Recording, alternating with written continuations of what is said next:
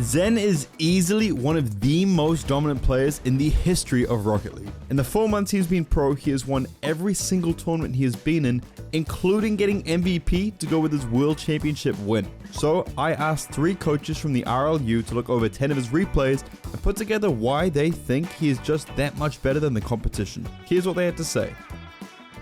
The 3 coaches who have helped us out today are Jonk, Seal, and Luge. And unfortunately, we had some issues trying to get Luge's recordings in time, but he still helped out with the topics in this video. Starting right off, one of the points that each of these coaches made is just how efficient Zen is with his boost. Look at this again, Zen's using no boost. Complete efficiency here. He doesn't need to use boost. No, he's slowing the play down. He's trying to catch the opponents off guard. Again, still 0 boost used for that 50 as well. It's a staple in the highest tiers and ranks of Rocket League, but you only really understand just how useful it can be when watching the highest level. If you don't have to use boost, you shouldn't. It's really that simple. The more boost you have, the more you can impact the play and the faster you can move around the pitch when you need to. Now, as I'm sure you all know, Zen is very capable in the air and has some of the best mechanics in the game. And so, to accompany this, he maintains as much boost as he can so that whenever an opportunity comes up to go into the air, he is ready to do so. Look at Zen here. A lot of people would have, after getting this boost, used quite a lot of it rotating back. Zen here doesn't use any.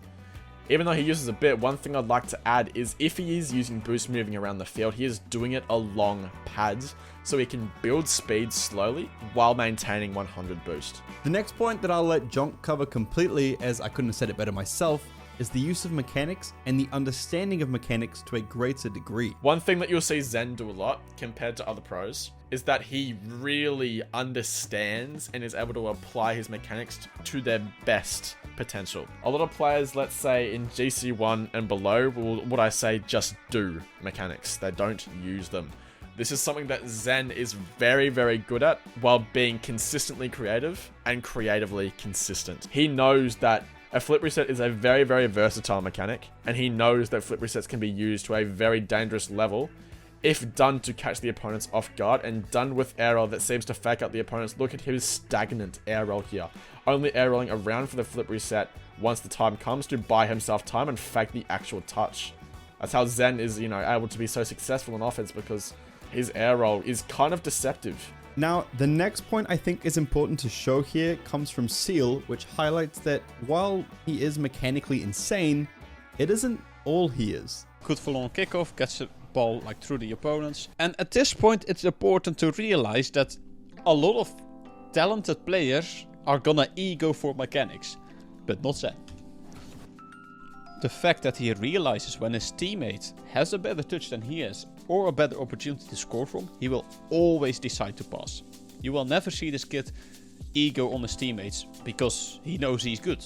He's so selfless, he plays for the team, and that sets him apart of other talented players, because he always plays for the team. He always does what is best for the team at that moment to win that game. And you can see it here as well. Zen is an incredible player. All pros are insane players.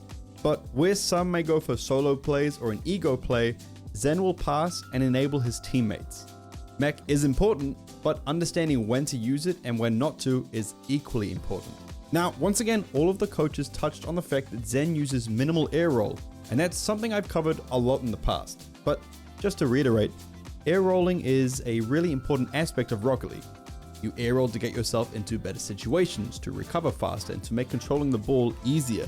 Zen will often air roll, but only when he needs to, and he won't overdo it. He'll just air roll to get into position at the right time. It's a skill that can take a lot of time to get down, but is a habit that will save you from missing or getting bad touches all the time. You can often see examples of Zen's air roll habits whenever he goes for an air dribble or a double touch, as they come up nearly every game for him. Now, to further this point, Jonk brought up this about Zen's first touch. Zen, again, no hesitation to jump. And then, as we know, very, very good and strong and directional first touch. Getting back to it, see the minimal air roll. This is something that a lot of players can start doing with very little effort compared to where they're at the moment, if they are able to flip reset from most setups. Minimal air roll to fake out ducks. And instead of using the flip reset straight away, he takes it down and wave dashes it low. This man he's just pulling out one of his trick of many's. One of the biggest reasons Zen has so much control and has such a mastery over his mechanics is due to his time spent playing ones. All of the coaches once again brought this up, but I thought it would be more important to let you see specific examples of how his time in ones helps him in his 2s and 3s games. Firstly, let's take a look at how ones has helped him defensively. And this is a very scary player.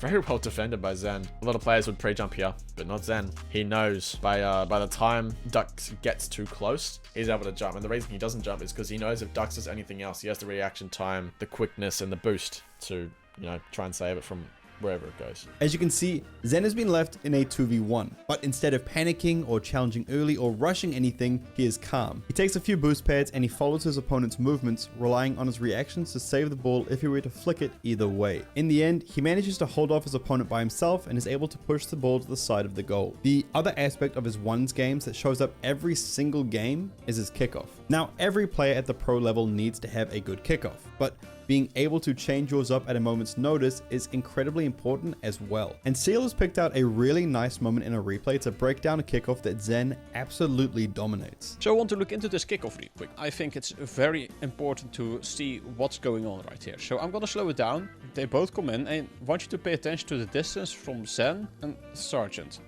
You can see Sergeant hits the ball first. The important thing to recognize here is that Sergeant is going to hit the ball first. So that means the ball will go to the left. If you look at from this POV, so to Zen's side. The second touch will be Zen, which means the ball will go to the orange side again. The second touch that you're going to get on the kickoff for Sergeant in this case will most likely be his last touch on the ball as well, which then gives Zen the upper hand on getting that second touch, which basically means that you're gonna win the kickoff to your advantage. If you just have a kickoff where both players go for the middle of the ball. Pay attention to the next thing that happens. Sergeant hit ball, Zen hit ball, but the second time Zen hits ball, he uses his flip to counter the second touch from the opponent. But now he uses that flip to get the ball away from the opponents, which, as you can see, results into a free ball from Vatera, and gets the goal. The last thing to go over is just how patient Zen is as a player. This is brought up by Seal. Again, patience on the control on the ball, using his mechanics with the reset.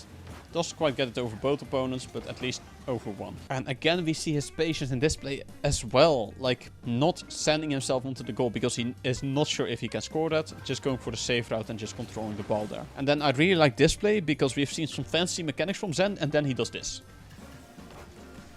Just simple, effective Rocket League. Zen knows that he doesn't always need to shoot. He doesn't need to try and force a shot every time he has the chance, and that he can instead take the ball wide and retain possession. Then try to set up a better play. Now, granted, it might not always work out for him, but you only need to win a game by one goal. So forcing to try and get another goal where it might leave your teammate in a bad position or take you out of the game completely makes zero sense when you can instead control the ball and maintain your lead. I just want to say a big thank you to all three coaches over from the RLU for helping out. And if you don't know, the RLU is a Rocket League coaching program designed to help anyone who wants to rank up and take the game to the next level. One of the coaches, Jonk, helped me out by training me for a month, as seen in my last video, which you should definitely check out if you haven't done so already, as it's a good look into just how much you can improve and learn going through the Rocket League University course. Now, at the time of recording this video, unfortunately, Zen and Vitality have just been knocked out of Gamers 8, which is unlucky, but does not change my opinion on the fact that Zen remains to be the greatest rookie our game has ever seen. But let me know your thoughts. Anyway, thank you all for watching, and I will see you next time.